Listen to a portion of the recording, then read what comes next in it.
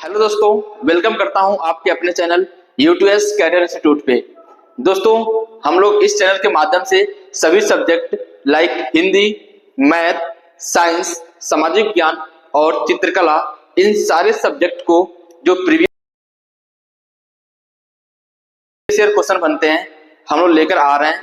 Science का अभी Shivam sir और मैथ्स का मैं खुद डिस्कस कर चुका हूं इसके पिछले वीडियो में, और हिंदी का भी डिस्कस कर चुका हूं किस तरह से पैटर्न में आ रहे हैं। तो आप लोग जाकर मैथ का और हिंदी का भी देख लीजिएगा। आज जो मैं पेपर डिस्कस करने जा रहा हूं किस पैटर्न पे आएगा, वो है अपना आज का जो पेपर है सामाजिक विज्ञान, क्लास 10th का सामाजिक विज्ञान यूपी बोर्ड का है।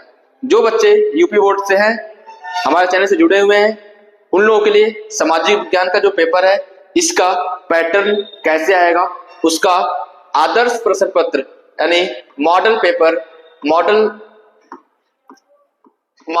है सामाजिक विज्ञान का 2024 और 25। यानी जो बच्चे इस बार पेपर देने जा रहे हैं उसका पैटर्न कैसा रहेगा उसमें हम लोग डिस्कस करेंगे।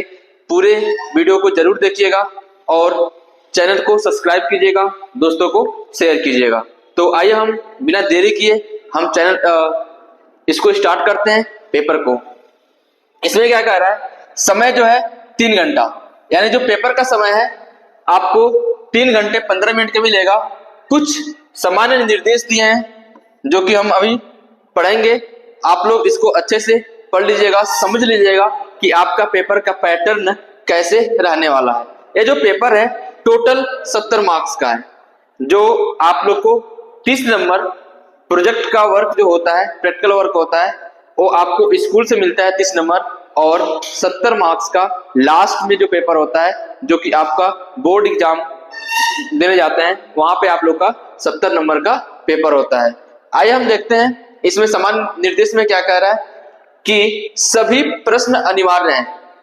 आपको सारे प्रश्नों का उत्तर देना है। स्टार्टिंग में कह रहा है प्रारंभ में 15 मिनट परीक्षार्थियों को प्रश्न पत्र पढ़ने के लिए निर्धारित है। आपको 15 मिनट का जो टाइम दिया गया है, आपको प्रश्न पत्र को पढ़ने के लिए दिया गया है। और यह प्रश्न पत्र 2 खंडों में है, एक है अ और दूसरा है ब। 2 खंडों में होगा। खंड अ में जो खंड अ होगा, खंड अ में केवल बहुविकल्पीय प्रश्न होगा। बहुविकल्पीय प्रश्न, ये जो टोटल प्रश्नों की संख्या होगी, टोटल 20 प्रश्न होंगे 20 अंक के। यानी इसमें बहुविकल्पीय प्रश्न का मतलब है कि इसमें 4 ऑप्शन होंगे, उसमें से कोई एक ऑप्शन सही होगा, उस पे आपको टिक करना है। यानी इसमें गोला करने वाला आएगा, जो OMR सीट आएगा, OMR सीट मिलेगा आपको। उसमें जो ऑप्शन सही है उस ऑप्शन को आप क्या करेंगे, कलर कर देंगे। कैसे, जैसे मान लीजिए अगर ऑप्शन ऐसे लिखा रहेगा, पहले क्वेश्चन का मान लीजिए ए सही है, B, option C, option D, इसमें से जो ऑप्शन सही है उसको क्या करेंगे, option A, option B, option C, option D.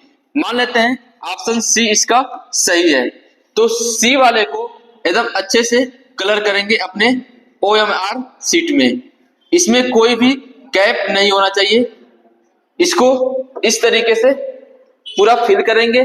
और अगर कई बच्चे क्या करते हैं, जल्दी में थोड़ा सा कलर कर देते हैं, ये गलत माना जाता है।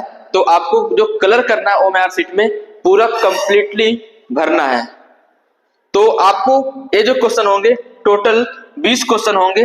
पूरे इतिहास, नागरिक शास्त्र, भूगोल और अर्थशास्त्र मिलाकर टोटल 20 MCQ आएंगे। और उसमें जब इसको फिल कर देंगे तो उसमें किसी भी तरह का इरेजर का प्रयोग नहीं करना है, उसको काटना नहीं है और न ही व्हाइटनर का प्रयोग करना है। यदि आप लोग OMR सीट पे व्हाइटनर या कट करते हैं या इरेजर करते हैं तो वह अमान्य माना जाएगा। टोटल इसमें जो क्वेश्चंस होंगे खंड ब में क्या है, खंड ब में 50 अंकों का होगा। खंड अ में टोटल 20 नंबर का था और खंड ब में टोटल 50 अंकों का पेपर होगा। इसमें कैसे पेपर आएंगे, एक होगा वर्णात्मक फर्स्ट और एक होगा वर्णात्मक सेकेंड। वर्णात्मक फर्स्ट में क्या होगा, कुछ शॉर्ट टाइप क्वेश्चन होंगे और वर्णात्मक सेकेंड में क्या होगा, लॉन्ग टाइप में क्वेश्चन होंगे, यानी विस्तृत उत्तरीय प्रश्न होंगे। सारे सब्जेक्ट को इसमें शॉर्ट मिलाकर क्वेश्चंस दिया जाएगा। सामाजिक विज्ञान में हमें 4 बुक पढ़ने होती हैं, इतिहास की, नागरिक शास्त्र की, भूगोल की और अर्थशास्त्र की। इन चारों बुक में से आपको 20 एमसीक्यू आएगा और ये सारे खंड ब में 2 वर्णात्मक प्रश्न है। अभी हम समझेंगे इसका पैटर्न कैसे होने वाला है और इस बार के पेपर कैसे आएगा। इस वीडियो में हम लोग केवल पैटर्न को समझेंगे और नेक्स्ट वीडियो में इसके सारे आंसर को भी डिस्कस किया जाएगा। तो जितने आंसर अभी देख लीजिए कि इसका पेपर कैसे आने वाले हैं, किस तरह के पेपर आपको एग्जाम में दिखने वाले हैं। तो अभी हम लोग बस इसको डिस्कस करेंगे कि पेपर का पैटर्न क्या रहने वाला है। इसमें हम सारे आंसर को डिस्कस नहीं करेंगे क्योंकि जो वीडियो होगी ज्यादा बड़ी हो जाएगी, 3 से 4 घंटे की वीडियो हो जाएगी। तो इसीलिए हम इसमें क्या करेंगे, केवल आपको पैटर्न को डिस्कस करेंगे कि कितने क्वेश्चंस आने वाले हैं। जैसे मान लीजिए ये आपको पता चल गया कि एमसीक्यू 20 क्वेश्चन आने वाले हैं, बहुविकल्पी प्रश्न 20 आने वाले हैं और उसे OMR सीट पे भरना है। उसी प्रकार कर वर्णात्मक करने के बाद 2 वर्णात्मक प्रश्न होंगे और 1 मानचित्र संबंधी 2 प्रश्न होंगे एवं मानचित्र संबंधी 2 प्रश्न होंगे। इतिहास और भूगोल से मिलाकर ये 2 प्रश्न बनाए जाते हैं। तो ये मानचित्र संबंधी होंगे, आपको मानचित्र मिलेगा, उसमें फिल करना होगा और उसका आंसर भी देना होगा। अभी मैं क्वेश्चन को देखते हैं और उसको एनालिसिस करते हैं किस तरह से और कहां से पेपर आ रहा है। नेक्स्ट हम देखेंगे और इसे बताया है कि प्रत्येक प्रश्न के लिए निर्धारित अंक उसके सम्मुख अंकित है, यानी जो प्रश्न दिया रहेगा उसके सामने वह कितने नंबर का है वह अंकित रहेगा।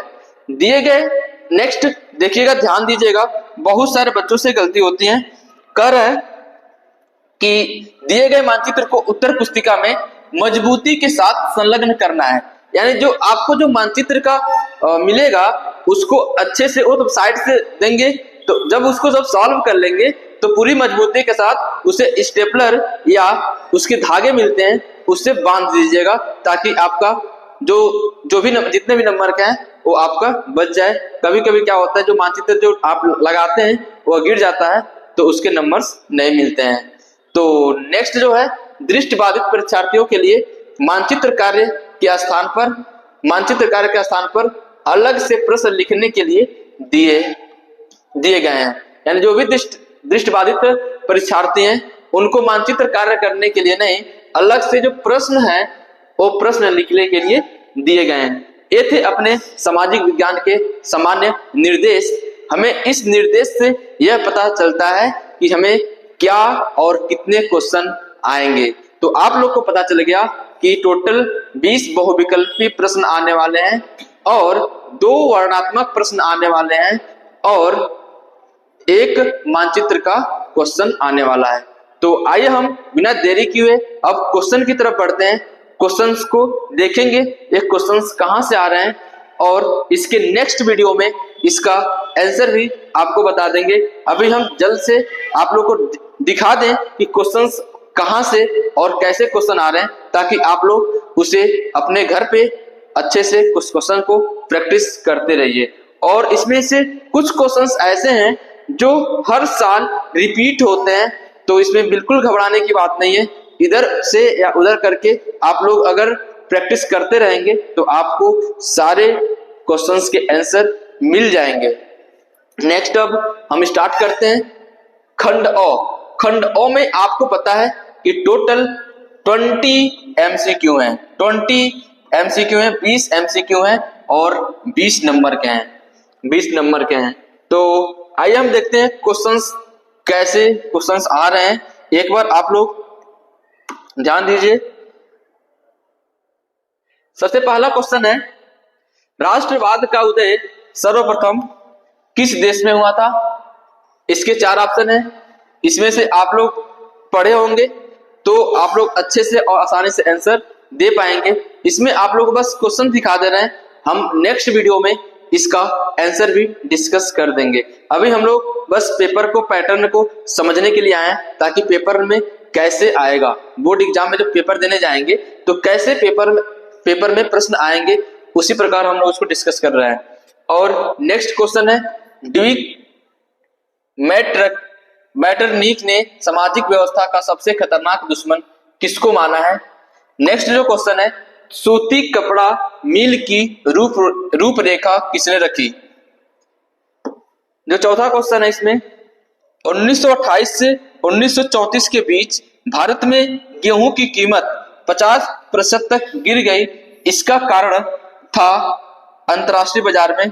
तो यहाँ पे आप लोग देख रहे हैं जो क्वेश्चंस हैं पूरे कैसे हैं, हिस्ट्री से हैं,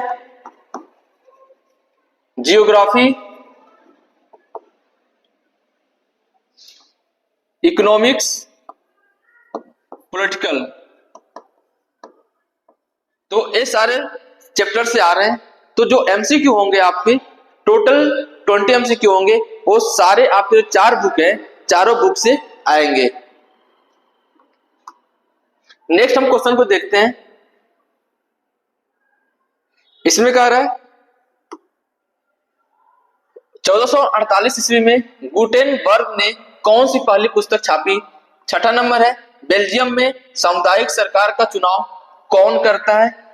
निम्नलिखित में से कौन सा लक्षण संघीय सरकार से संबंधित नहीं है? इसके 4 ऑप्शन है, कौन सा ऑप्शन सही है आप लोग एक बार देख लीजिएगा, नहीं तो हम नेक्स्ट वीडियो में डिस्कस करेंगे सारे क्वेश्चंस के आंसर। यदि हम इसको आंसर को डिस्कस करते चलेंगे तो वीडियो काफी लेंथी हो जाएगी, इसीलिए हम अभी पूरे क्वेश्चंस को एक बार दिखा दे रहे हैं कि कहां से क्वेश्चन आ रहे हैं, 20 जो एमसीक्यू हैं कहां से आ रहे हैं, ताकि आप लोग को अभी पेपर में समय है, थोड़ा सा 1 महीने लगभग समय है, तो आप लोग सारे क्वेश्चंस को प्रैक्टिस कीजिए और अपने सिलेबस को कवर कर लीजिए। नेक्स्ट जो है 8वां नंबर पे है, निम्नलिखित में से लैंगिक असमानता को बढ़ावा देने के कारण नहीं है।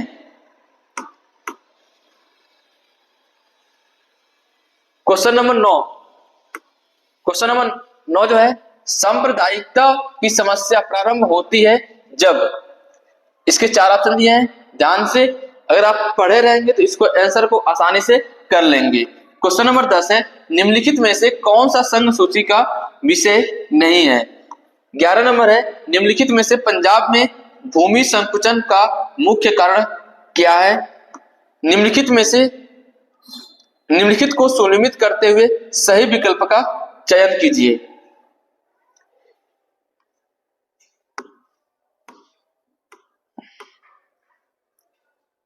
इसका जो नेक्स्ट क्वेश्चन है, निम्नलिखित में से प्राथमिक क्षेत्र का क्रियाकलाप नहीं है। सार्वजनिक एवं निजी क्षेत्र को किस आधार पर वर्गीकृत किया जाता है? भूज संरक्षण से क्या तात्पर्य है? इसमें से कौन सा संरक्षण का तरीका समुदाय की सीधी भागीदारी नहीं करता है?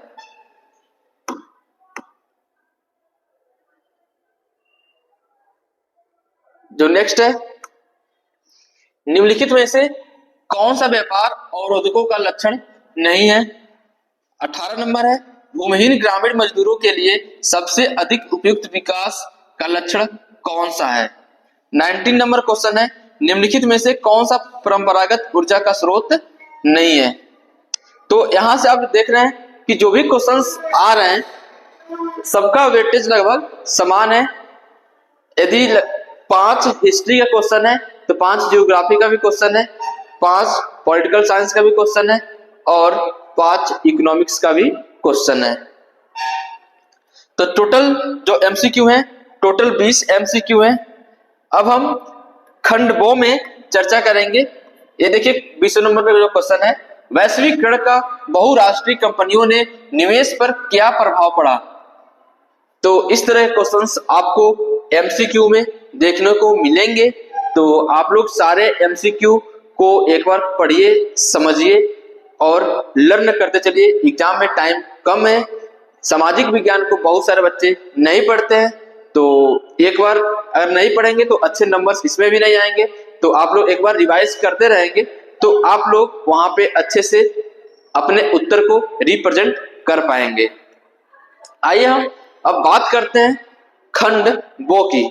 खंड बो में कैसे प्रश्न होंगे इसकी चर्चा करते हैं।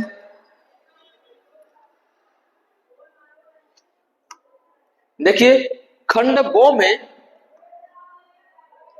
में आपको ये बताया है वर्णनात्मक प्रश्न पहला। वर्णनात्मक प्रश्न पहले में क्या वर्णन करने के लिए कह रहा है, कर उत्तर लगभग 80 शब्दों में दीजिए। आपको जो आंसर को लिखना है उसको कम से कम 80 शब्दों में लिखना है। तो आप लोग इसमें जो सब्जेक्ट है इतिहास, नागरिक शास्त्र,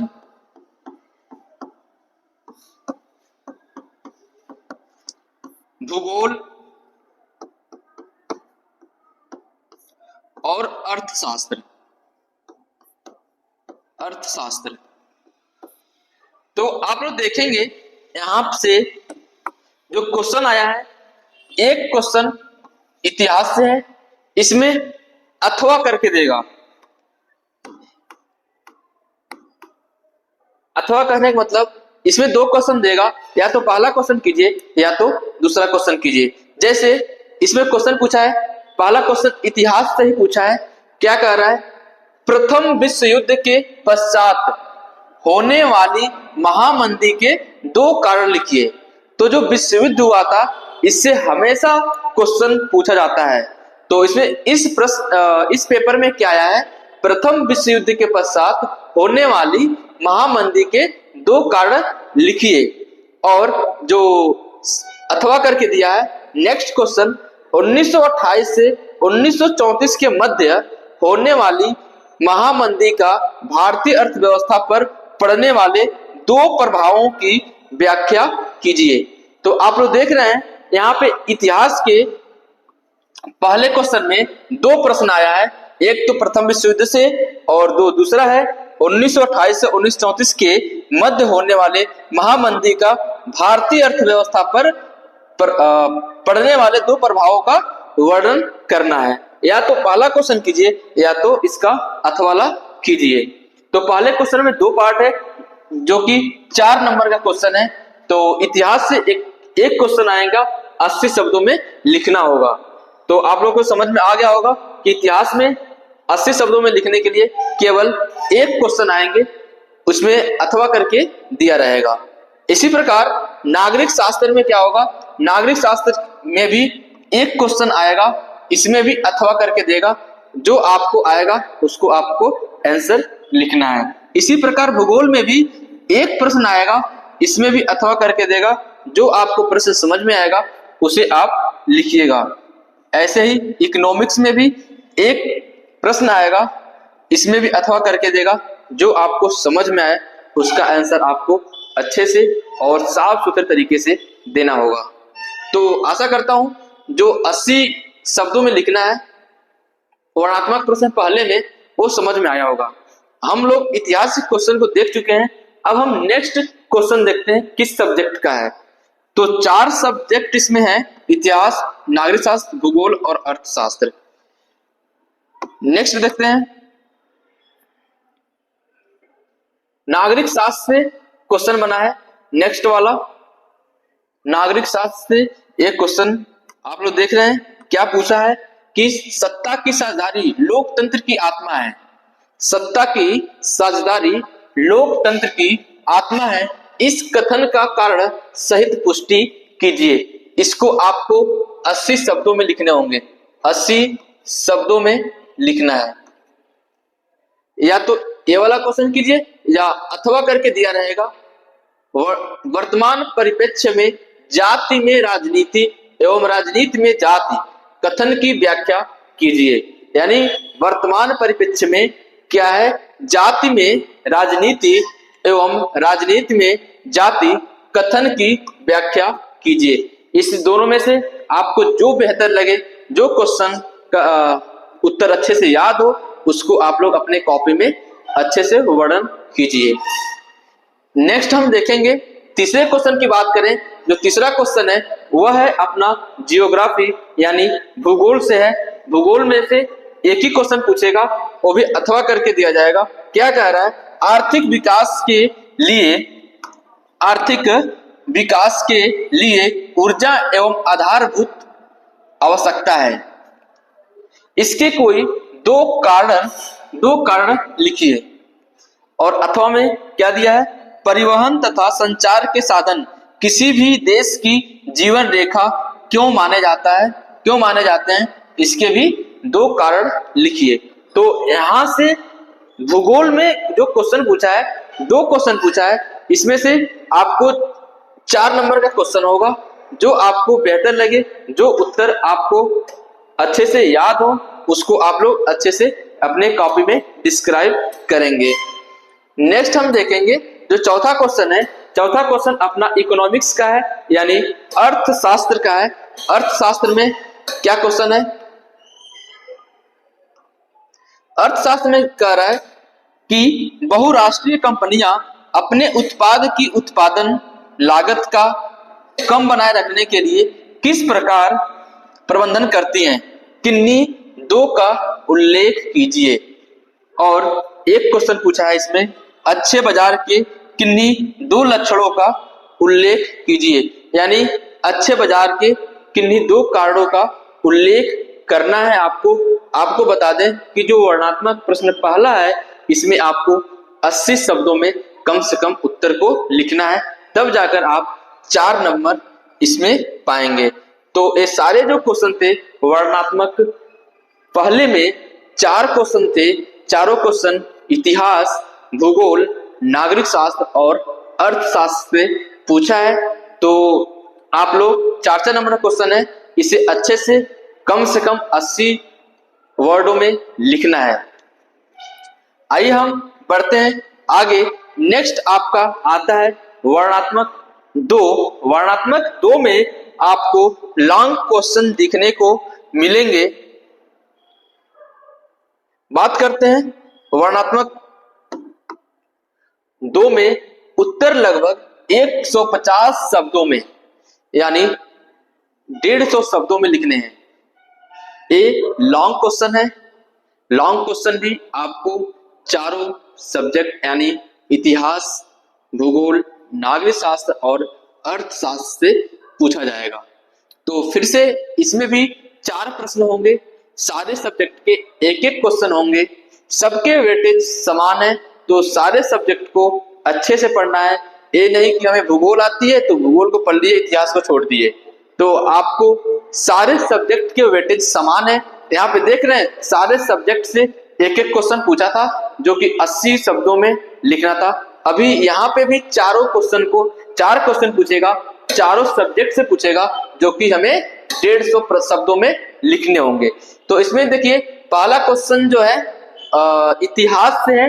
इतिहास से एक क्वेश्चन हमेशा बार बार पूछा जाता है कि महात्मा गांधी ने असहयोग आंदोलन क्यों चलाया। महात्मा गांधी ने असहयोग आंदोलन क्यों चलाया, किन्हीं 2 कारणों को लिखिए। इसे उन्होंने स्थगित क्यों कर दिया। तो देख रहे हैं इसमें जो क्वेश्चन पूछने का तरीका है, 3 तरह से क्वेश्चन पूछा है। सबसे पहला क्या पूछा है, महात्मा गांधी ने असहयोग आंदोलन क्यों चलाया। तो इसको अच्छे से अपने वर्ड में या अगर जो लर्न किए हैं कैसे भी करके अच्छे तरीके से आप लोग डिस्क्राइब करेंगे। और जो इसी में दूसरा क्वेश्चन क्या कर रहा है, किन्हीं 2 कारणों को लिखिए, उसके 2 कारण भी लिखिए कि उन्होंने असहयोग आंदोलन क्यों चलाया। नेक्स्ट जो क्वेश्चन कर रहा है, इसे उन्होंने स्थगित क्यों कर दिया। तो आपको अगर अच्छे से लिखेंगे तो 2 नंबर इसके हैं, 2 नंबर इसके हैं और स्थगित क्यों कर दिया 2 नंबर इसके हैं। तो टोटल 6 मार्क्स के क्वेश्चन है, तो सारे प्रश्न को ध्यान से पढ़िएगा और जो जो क्वेश्चन कर रहा है उसको आपको जरूर वर्णन करना है। यदि आप नहीं लिखेंगे, आप सोचेंगे कि मेरा क्वेश्चन चलो लिख दिया, इतना हो गया, तो आपको नंबर्स नहीं मिलेंगे। बच्चे सोचते हैं कि हम तो क्वेश्चन करके आए थे, फिर भी हमें नंबर क्यों नहीं मिला।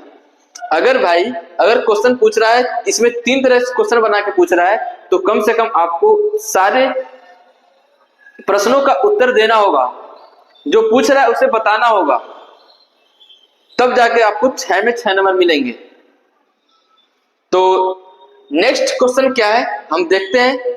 ये भी महात्मा गांधी से ही रिलेटेड है। सत्याग्रह का क्या अर्थ है? महात्मा गांधी जी द्वारा चलाए जाने वाले किन्हीं 2 सत्याग्रह आंदोलनों का उल्लेख कीजिए। तो इसमें देखिए कैसे क्वेश्चन पूछा है। सत्याग्रह का क्या अर्थ है?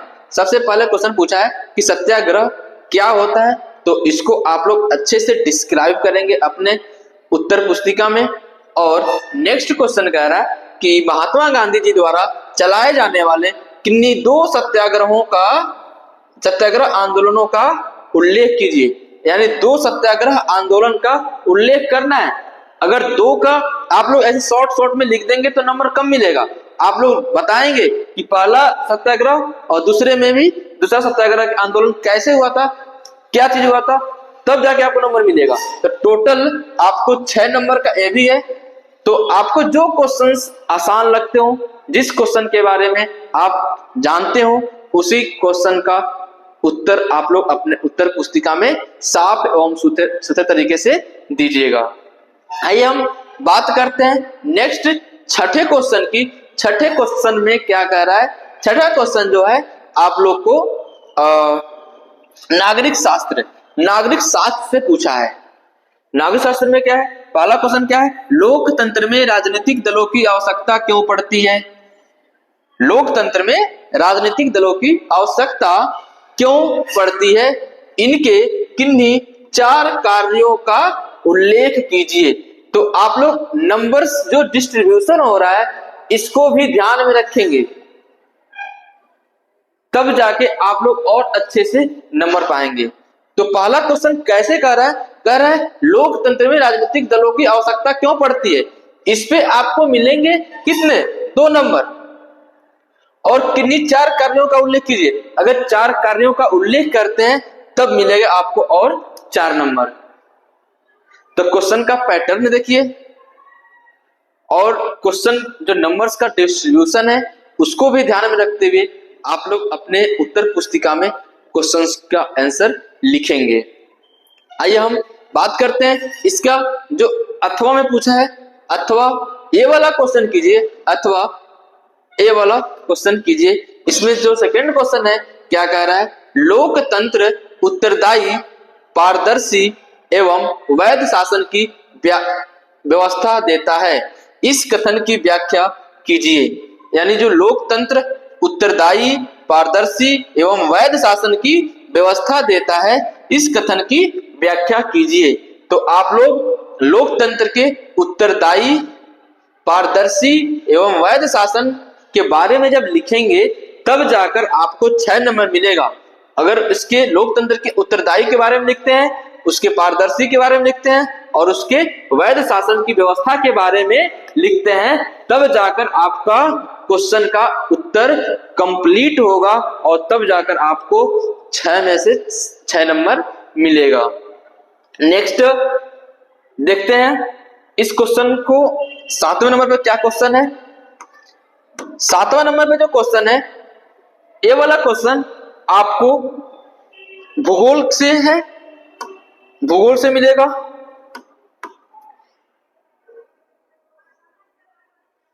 ठीक है, 7वां नंबर क्या क्वेश्चन है? ये आपका भूगोल का क्वेश्चन है। भूगोल में क्या क्वेश्चन पूछा है? मृदा अपरदन का क्या अर्थ है? यानी पूछ रहा है मृदा अपरदन क्या होता है और मृदा अपरदन की भूमि पर पड़ने वाले 2 प्रभावों का वर्णन कीजिए। तो मृदा अपरदन होता क्या है और इसके क्या 2 प्रभाव हैं? ऐसे क्वेश्चंस आपको एग्जाम में देखने को मिलेंगे। तो क्वेश्चन को ब्रेक कैसे करते हैं और कैसे क्वेश्चंस को लिखना है, इस बात पे ज्यादा ध्यान देना है, ज्यादा फोकस रहना है। तो इसमें क्वेश्चन क्या है, मृदा अपरदन का क्या अर्थ है, यानी मृदा अपरदन से क्या समझते हो आप, इस पे आपको मिलेगा 2 नंबर। मृदा अपरदन का भूमि पर पड़ने वाले 2 प्रभावों का वर्णन कर रहे हैं, 2 प्रभावों का यदि वर्णन करते हैं तो उसमें आपको मिलेगा 2-2 4 नंबर। तो आपको फिर से मैं बता दूं, इस वीडियो में हम लोग केवल प्रश्न को लेकर आए हैं ताकि आपको आइडिया लगे कि प्रश्न कहां से आ रहा है और अपना पैटर्न क्या है। तो आप लोग वीडियो के लास्ट तक बने रहिएगा, लास्ट में बताऊंगा कि आपको पैटर्न किस तरह से है और कहां से क्वेश्चन आ रहे हैं, हमें किस तरीके से पढ़ना है। क्या इतने कम समय में इतिहास, भूगोल, नागरिक शास्त्र और अर्थशास्त्र को कैसे कवर करेंगे ताकि हम एग्जाम में 100 में 100 ला सकें। इस सब्जेक्ट में भी आ सकता है अगर आपकी लिखने की कला अच्छी है तो। अगर अंडरस्टैंडिंग अच्छी है, प्रश्नों का अंडरस्टैंडिंग अच्छी है, प्रश्नों को समझ के उत्तर अच्छे से लिखेंगे तो आपको इसमें भी 100 में से 100 लाने से कोई नहीं रोक सकता है। आप लोग इस वीडियो के लास्ट तक बने रहिएगा, लास्ट में वो ट्रिक बताऊंगा कैसे इसमें 100 में से 100 लाएंगे, कैसे इसमें अच्छे स्कोर कर पाएंगे। तो आप लोग एक बार इसको शेयर कीजिए और चैनल को सब्सक्राइब कीजिए और अपने दोस्तों को भी शेयर कीजिए। आगे हम बढ़ते हैं, क्या कह रहा है, भारत में पाए जाने वाले मोटे अनाजों का उल्लेख कीजिए, इसकी और इनकी पैदावार बढ़ाने के लिए क्या उपाय किया जा सकता है, किन्हीं 2 का उल्लेख कीजिए। यानी पूछ रहा है भारत में पाए जाने वाले मोटे अनाजों का उल्लेख करना है। क्वेश्चन को देखिए कैसे ब्रेक करना है, कह रहा है कि मोटे अनाजों का उल्लेख कीजिए, इनकी पैदावार बढ़ाने के लिए क्या उपाय किए जा सकते हैं, किन्हीं 2 का उल्लेख कीजिए। 2 का उल्लेख करना है तो आपको मिलेंगे 6 नंबर। यानी जो आपको 150 वर्ड्स में लिखना है, 150 शब्दों में लिखना है, वो सारे क्वेश्चंस 6-6 नंबर के हैं और बहुत ही अच्छे से आप लोग प्रश्न को समझेंगे तो सारे क्वेश्चंस का आंसर दे पाएंगे। आप लोग लास्ट तक इस वीडियो में बने रहिएगा, मैं बताऊंगा कि अगर जिस प्रश्न का उत्तर नहीं आ रहा है तो उसको कैसे लिखेंगे, क्योंकि आप लोग पेपर में पढ़ के तो आए होंगे लेकिन कुछ क्वेश्चंस ऐसे हैं जो आपको लग रहा होगा यार ये नहीं आ रहा, कैसे करें। तब मैं बताऊंगा उसको कैसे करेंगे ताकि उसमें से कुछ नंबर नहीं कुछ से ज्यादा मिल जाए आपको। आगे हम बढ़ते हैं। नेक्स्ट जो क्वेश्चन है, असंगठित क्षेत्र के श्रमिक सामाजिक भेदभाव के शिकार है, इसके 3 कारण लिखिए। यह है अपना इकोनॉमिक्स से क्वेश्चन है, यानी अर्थशास्त्र से क्वेश्चन है, अथवा कह रहा है मानव विकास सूचकांक क्या है, मानव विकास को नापने वाले प्रमुख अवयवों का वर्णन कीजिए। यह आपका 6 नंबर का क्वेश्चन है।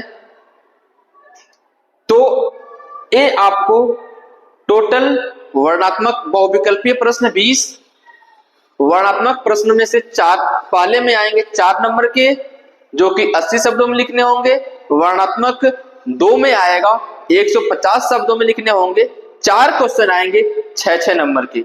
तो आप लोग को समझ में आ रहा होगा कि पेपर का पैटर्न कैसे रहने वाला है, पेपर का पैटर्न समझ में आ गया होगा। आगे हम बढ़ते हैं, इसका जो लास्ट में है मानचित्र, मानचित्र के बारे में समझेंगे। मानचित्र में हमें कैसे भरना है और हमें प्रश्नों का उत्तर कैसे देना है उसको समझेंगे। तो वीडियो में लास्ट तक बने रहिएगा, सारे चीजों का, सारे प्रश्नों का जवाब आपको मिल जाएंगे, जो भी आपके माइंड में चल रहे होंगे सारे प्रश्नों का जवाब मिलेगा, जो कि सभी जो भी आपके माइंड में चल रहे हैं। तो नेक्स्ट हम देखते हैं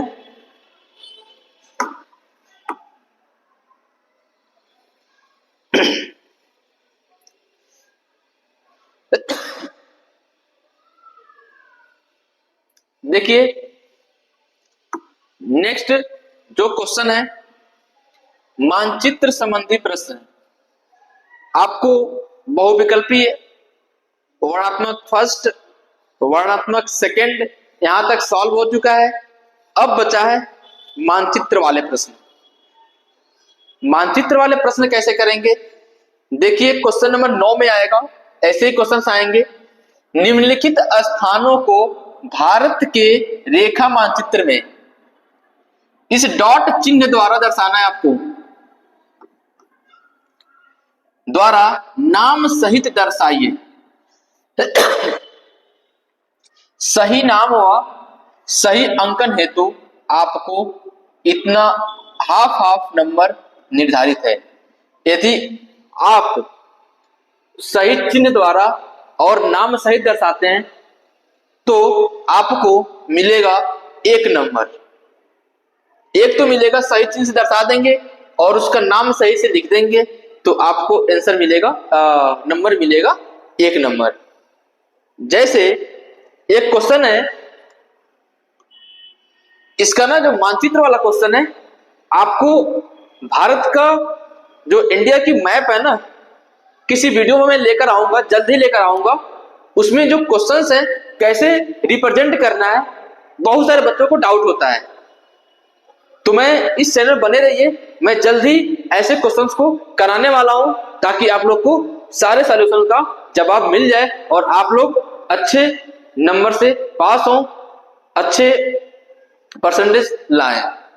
तो इसमें कह रहा है कि वह स्थान जहां जलियांवाला बाग हत्याकांड हुआ था। तो आपको पता है कि जलियांवाला बाग हत्याकांड कहां हुआ था? अमृतसर में। अमृतसर कहां है? पंजाब में है। तो उसको एक इतना जान ले कि अमृतसर पंजाब, तो उसका मिल जाएगा 1 नंबर। रिप्रेजेंट करते हैं तो उसका मिलेगा आधा नंबर, उसका मिलेगा, और रिप्रेजेंट कर देंगे तो उसका आधा नंबर मिलेगा।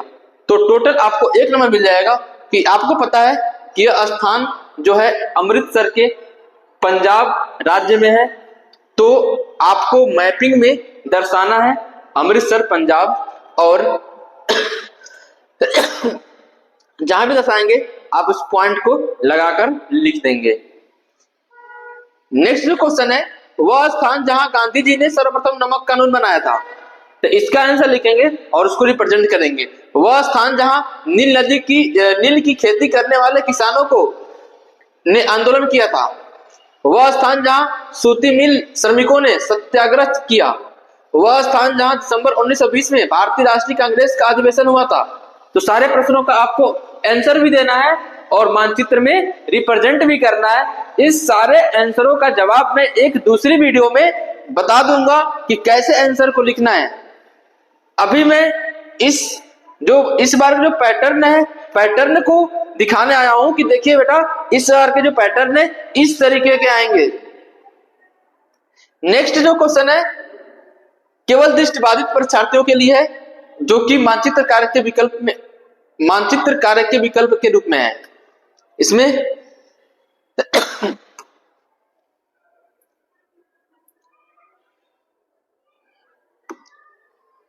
भी क्वेश्चन ऐसे आएंगे, जलियांवाला बाग हत्याकांड किस नगर में हुआ था? गांधी जी ने नमक बनाना किस स्थान से प्रारंभ किया? नील की खेती करने वाले किसानों के लिए आंदोलन प्रारंभ किया। सूत मिल श्रमिक ने कहां सत्याग्रह किया?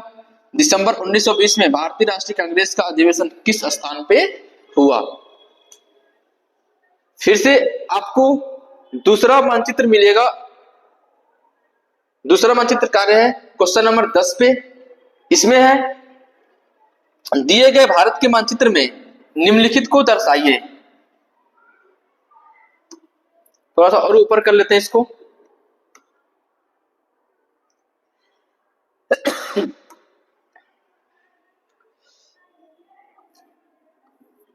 क्या है? पहला क्वेश्चन है पश्चिम बंगाल का एक उद्यान चिन्ह द्वारा सहित नाम लिखिए। आपको बताना है कि पश्चिम बंगाल का कोई एक उद्यान का नाम लिखना है और उसको इस चिन्ह द्वारा ऐसे बना के जहां पे वो नाम होगा वहां पे ऐसे बनाकर वहां पे उसका नाम लिख देंगे तो आपको उसके मिलेंगे 1 नंबर। नर्मदा नदी पर बना बांध, नर्मदा नदी पे कौन सा बांध बना है उसको इस चिन्ह के द्वारा नाम सहित लिखना है। सॉरी। नेक्स्ट जो क्वेश्चन है, महानदी, जो महानदी है इस चिन्ह द्वारा ऐसे करके दर्शाएंगे, नाम सहित लिखना है। झारखंड का एक कोयला क्षेत्र, कोई भी एक कोयला क्षेत्र उठाइए और इस चिन्ह के द्वारा वहां पे दर्शा दीजिए कि यह कोयला क्षेत्र है। भारत के पूर्वी तट पर स्थित एक पत्तन चिन्ह द्वारा दर्शाइए। इस ट्रायंगल चिन्ह के द्वारा एक भारत के पूर्वी तट पर एक पत्तन है, उसको इस चिन्ह के द्वारा दर्शाना है। तो आप देख रहे हैं ऐसे जो क्वेश्चंस हैं, इन क्वेश्चन को आंसर भी देना है और उसको दर्शाना भी है। आप लोग आंसर देंगे और उसको दर्शाएंगे तो आपको मिलेंगे half number, total 1 number. Next क्या कह रहा है, केवल दृष्टिबाधित परीक्षार्थियों के लिए है मानचित्र कार्य के विकल्प के रूप में, उनको मानचित्र के विकल्प के रूप में दिया गया क्वेश्चन है। निर्देश, निम्नलिखित प्रश्नों के उत्तर अपनी पुस्तिका में लिखिए। इन बच्चों को अपने उत्तर पुस्तिका में लिखना है और मानचित्र का प्रयोग न कीजिए, वो लोग मानचित्र का प्रयोग नहीं करेंगे।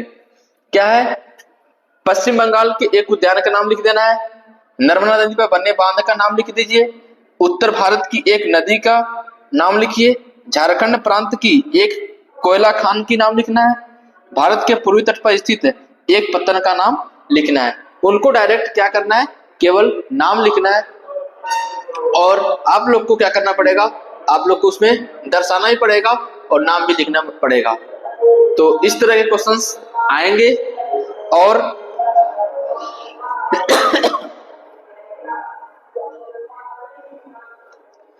तो सारे क्वेश्चंस के आप लोग को जवाब मिल गए हैं।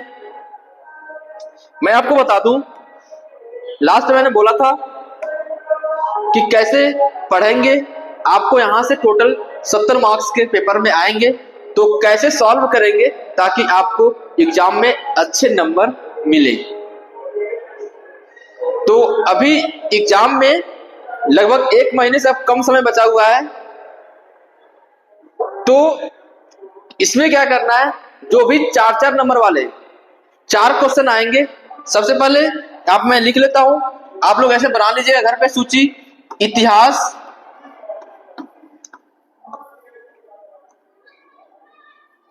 भूगोल, नागरिक शास्त्र,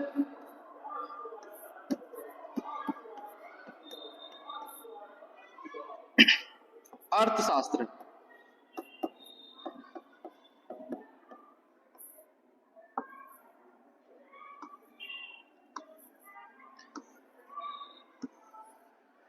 तो यहां से देखेंगे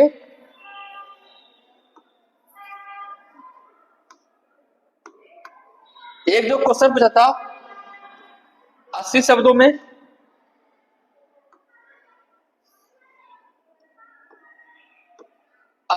पूछा था, इसमें से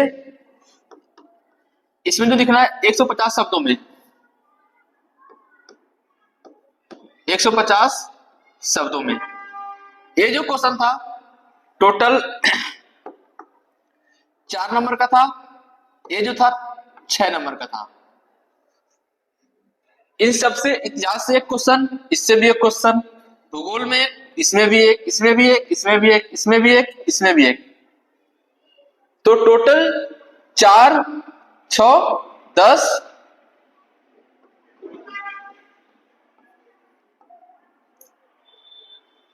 4 नंबर इसका,